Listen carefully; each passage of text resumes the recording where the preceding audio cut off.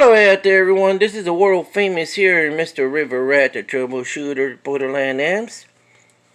Today we have a Cobra 25 LTD Classic. We added our MOSFETs, FQP 1310, and we added a used echo board. Right here, you could tell right here, it's used. It's not new.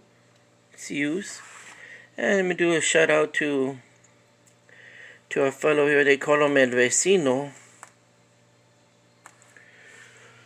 Let's see here. 0.8 out there with the dip key only. One side monitor.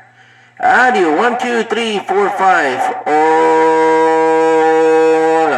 1, 2, 3, 4, 5. Hola. About 2.2 amps current draw on this Cobra 25 out there. Probando 1, 2, 3. Probando 1, 2, 3, 4, 5. Okay, let's look down here on the bottom on the 10 watt slug here. It's about a 3 watt dead key. Audio probando 1, 2, 3, 4, 5. 1, 2. Audio about 3, 6. I want you mind to trade out there just by talking. Hola, probando 1, 2, 3, about a 5. Hello, probando worldwide radio.